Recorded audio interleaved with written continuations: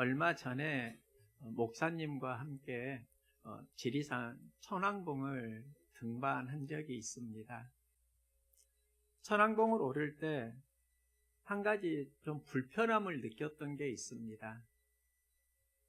배낭에 음식물과 많은 걸 담아가는데 그걸 버릴 수 있는 쓰레기통이 그 등반 여정에 하나도 없었다는 겁니다. 쓰레기통이 있으면 좋겠다 이런 생각을 좀 했던 기억이 나는데요. 그런데 지금은 그 상황을 이해는 하고 있습니다. 이런 수고가 자연을 보호한다. 이걸 알게 되었고 또 그 상황에 적응을 하게 되었습니다. 이런 과정에 함께 간 선배 목사님과 나눈 이야기가 있었는데요. 제가 이런 이야기를 했습니다.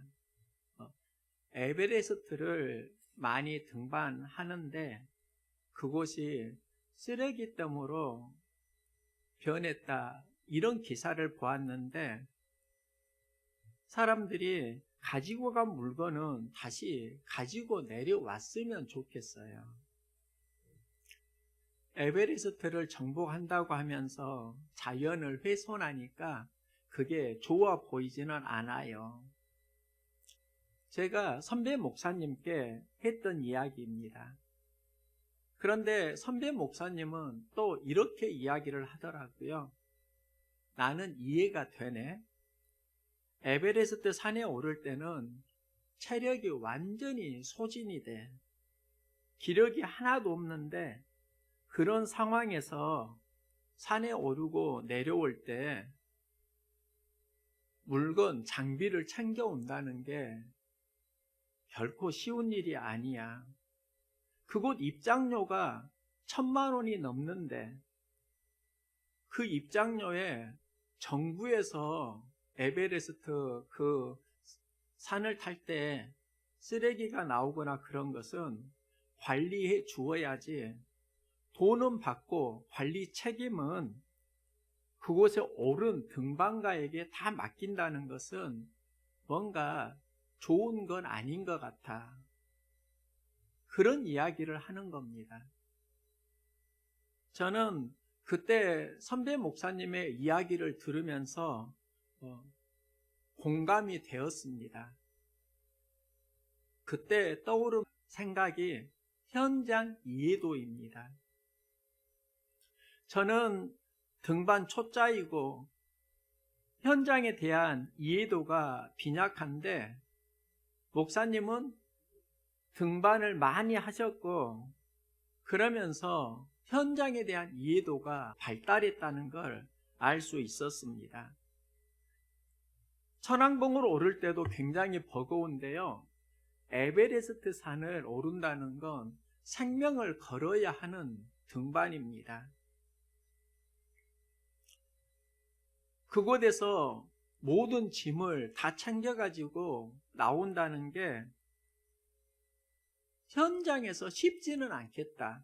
사람은 누구나 생각을 할 수 있는데 성숙한 생각, 건강한 생각이 현장 이해도에서 나온다는 걸 알았습니다. 어린아이 때는 현장 이해도가 약합니다. 그런데 사람이 성장하다 보면은요, 현장에 대한 이해도가 자라게 되고 현장에 대한 이해도가 자라는 만큼 삶도 깊어지고 성숙해집니다. 현장 이해도가 없으면 신앙도 어린아이가 되고요.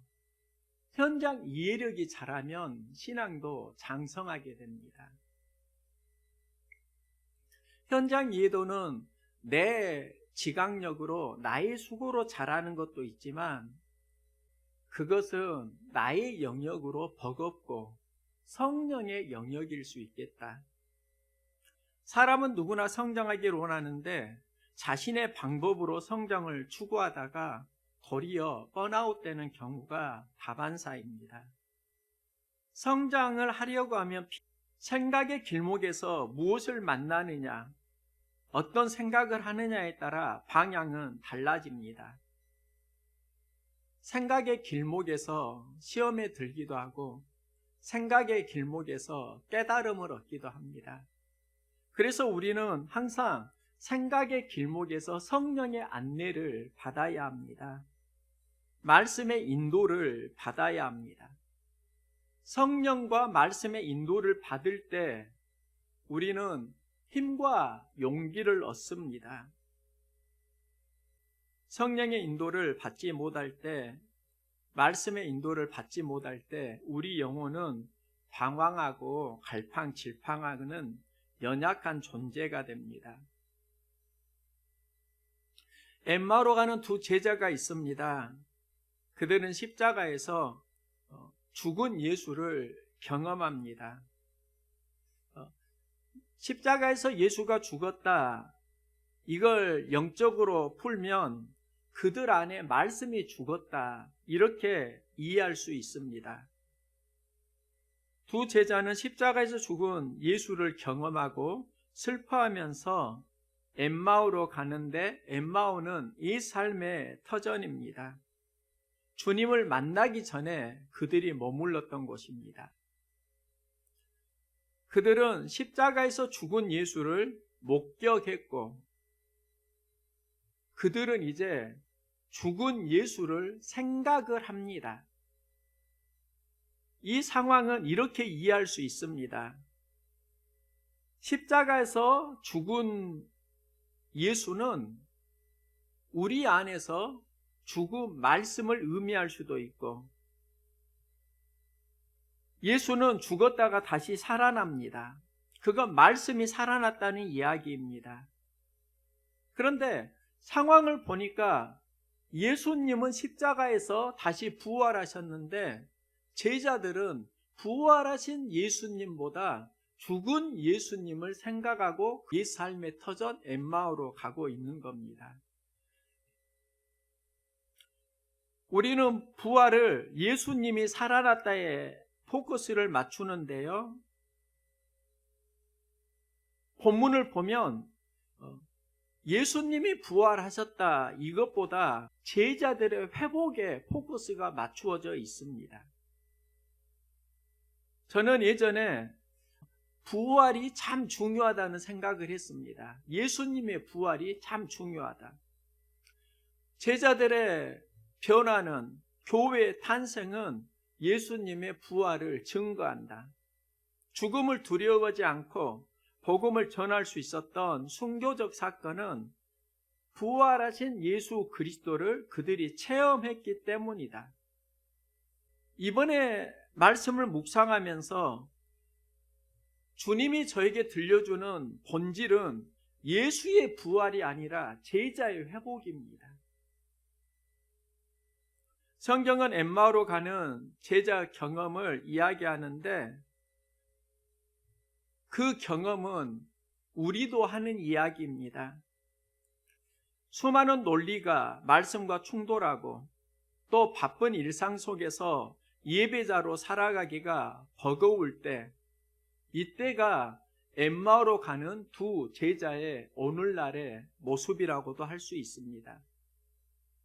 신앙을 지키기는 어려워도 잃어버리기는 참 쉬운 세상입니다. 예수님이 죽었다면서 엠마오로 가는 두 제자, 그들이 바로 우리들이고요. 그들이 회복되는 과정을 보면 우리는 어떻게 회복되는가, 또 회복되면 삶의 방향이 어떻게 달라지는가를 알 수 있습니다. 엠마오로 가던 두 제자는 부활하신 예수님을 만납니다. 예수님을 만나고 그들이 하는 경험이 있습니다. 그들과 함께 음식 잡수실 때 떡을 가지사 축사하시고 떼어 그들에게 주시니, 예수님의 음식을 제자들에게 나누어 주시고 축사를 하실 때 그들의 눈이 밝아져 그인 줄 알아보더니,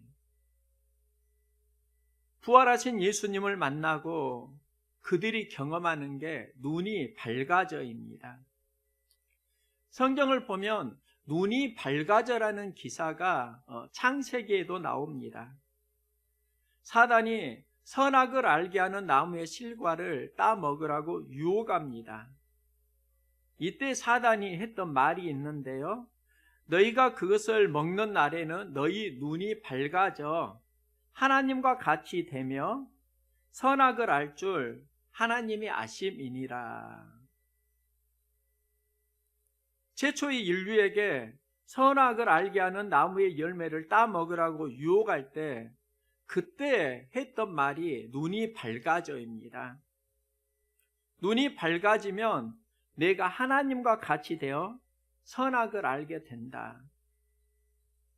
사단 앞에서 눈이 밝아지게 되면은요, 하나님과 같이 된다? 이건 교만을 말합니다. 또 교만한 사람이 나타나는 특징이 선악을 알게 된다. 판단하는 삶으로 연결됩니다. 그러니까 영적으로 보면 교만은 선악을 판단하고 내가 옳고 그름을 안다는 생각, 여기에서 찾아오는 마음입니다. 그러면서 나타나는 게 하나님의 얼굴을 피하여 숨는 겁니다. 그러니까 마귀의 영성으로 눈이 밝아지게 되면 우리에게 나타나는 현상이 있는데 마음은 교만해지고 그 교만은 남을 판단하게 되고 그 판단 속에서 하나님의 얼굴을 피하게 됩니다. 하나님과 멀어지게 됩니다. 그러다가 그들은 에덴 동산에서 쫓겨납니다. 에덴이 기쁨을 말합니다. 기쁨의 감정을 잃습니다.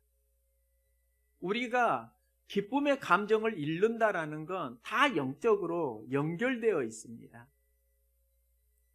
내가 판단자의 삶을 사니까 그럴 수 있고, 내가 하나님처럼 마음이 교만하니까 그럴 수도 있고, 우리가 회복되려고 하면 말씀 앞에 눈이 밝아지는 경험을 해야 합니다. 엠마로 가던 두 제자도 눈이 밝아지는 경험을 합니다. 예수님이 떡을 나눠주시고 축사할 때 그때 눈이 밝아집니다. 그런데 이 밝아짐은 말씀을 보는 밝아짐입니다. 눈이 어두울 때는 말씀을 만나도 알아보지 못했는데 눈이 밝아지니까 죽은 예수님이 아니라 지금 살아나신 예수님이 여기 계시구나. 눈이 새롭게 열리는 겁니다. 예수님은 부활하시고 제자들에게 하신 사역이 눈이 밝아져의 사역입니다. 그리고 삶은 눈이 밝아지면서 회복됩니다. 두 가지의 눈의 밝아짐이 있습니다. 하나는 사단이 미혹하는 밝아짐입니다. 교만해지고 모든 상황은 자신의 기준으로 판단자가 됩니다. 다른 하나는 살아있는 말씀이 주는 밝아짐입니다. 말씀을 만나니까 그들의 눈은 다른 세상을 보게 됩니다. 한 성자가 제자들에게 질문을 했습니다. 너희는 어둠이 지나고 새날이 밝았다는 것을 무엇으로 알 수 있느냐? 제자 중 한 명은 말합니다. 그거야 동창이 밝아오는 것을 보면 알 수 있습니다. 동창이 밝아오면 새날이 밝은 걸 알 수 있습니다. 스승은 그게 아니라고 합니다. 다른 제자는 창문을 열었을 때 밖에서 볼 수 없던 물체가 보이고 꽃이 보이고 그러면 새날이 밝은 것을 알 수 있습니다. 스승은 이번에도 그게 아니라고 합니다. 그래서 한 제자가 스승님께 물었습니다. 스승님, 새날이 밝았다는 것은 어떻게 알 수 있습니까? 스승은 이렇게 말합니다. 너희에게 오가는 사람이 형제 자매로 보이면, 미워하던 사람이 사랑스러워 보이면 새날이 밝은 것이다. 우리가 경험하는 새날은 상대의 변화가 아니라 환경의 변화가 아니라 그 환경을 보는 내 눈의 변화를 이야기합니다. 사람들은 각자의 눈을 가지고 살아갑니다. 그리고 각자의 눈으로 상황을 보게 됩니다. 얼마 전 거실에서 집사람을 안아준 적이 있습니다. 집사람이 나에게 했던 말이 있는데요. 여보, 나 섹시해? 이 말을 들으니까 참 난감하더라고요. 한 50대 평범한 주부가 남편에게 나 섹시해 이렇게 물으면 뭐라고 말을 해야 합니까? 그런데 제가 그때 진심으로 했던 말이 있습니다. 당신이 사랑스러워. 이 말을 하니까 굉장히 좋아하고 고마워하더라고요. 그런데 이건 연기가 아니라 진심이었습니다. 예전에는 갈등이 있으면 참 감당해야 될 십자가 이런 생각을 했는데 하나님은 저에게 아내는 하나님이 보내준 선물이다. 거기에서 더 나아가서 예수님으로 온 당신이다. 이 음성과 마음을 하나님이 경험하게 하셨습니다.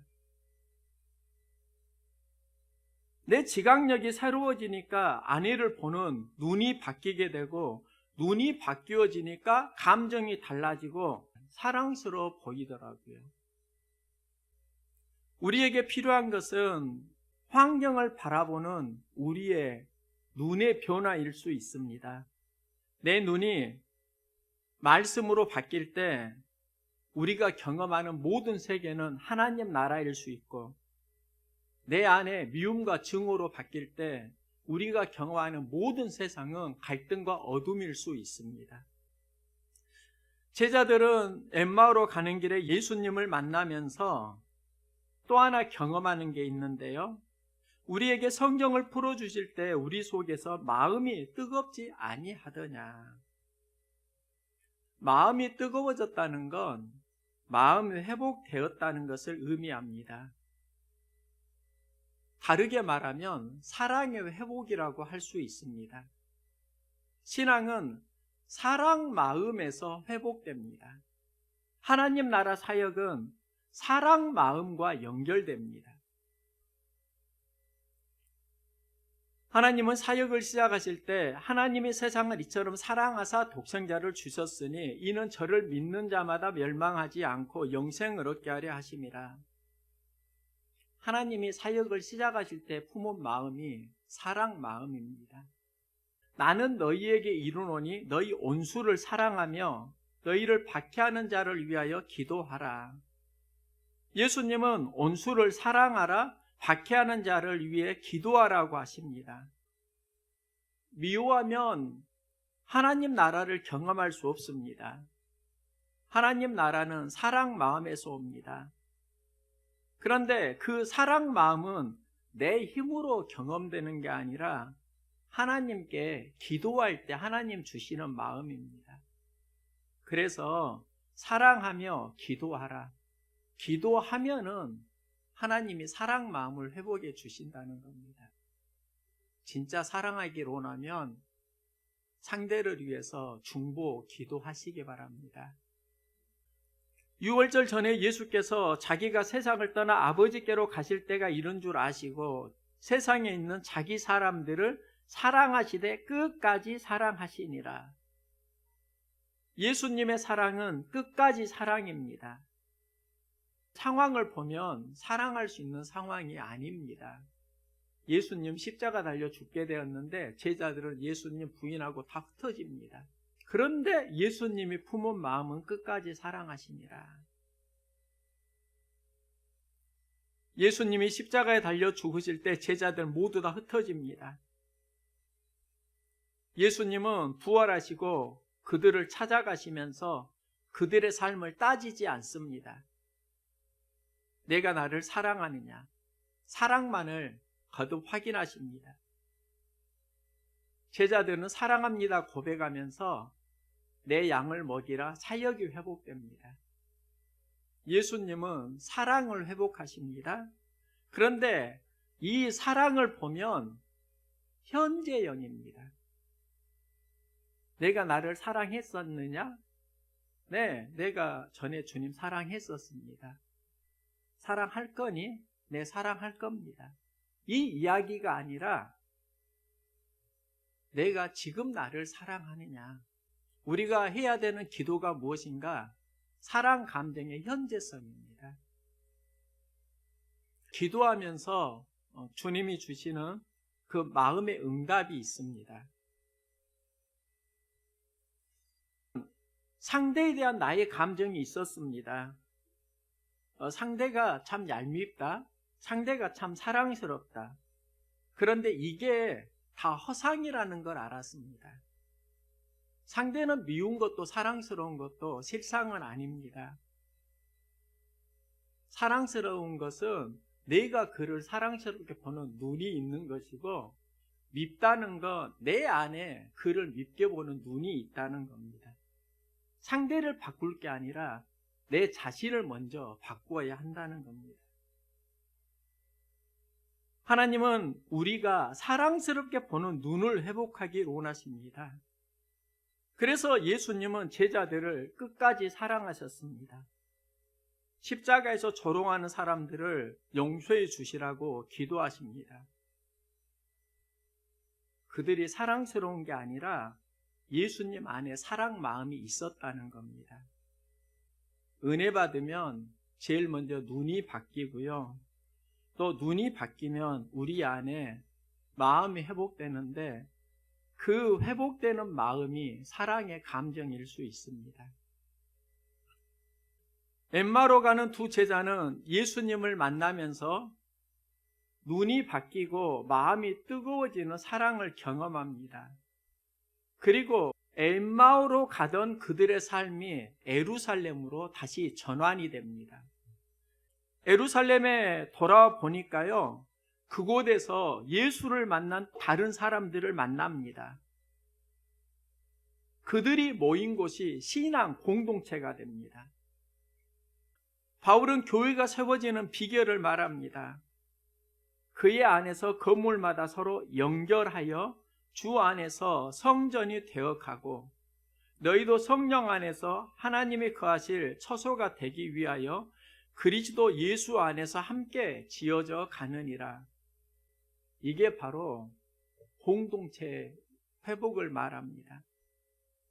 바울은 교회론에서 반복하는 단어가 있는데요, 복음으로 말미암아 그리스도 예수 안에서 함께 상속자가 되고 함께 지체가 되고 함께 약속에 참여하는 자가 됨이라.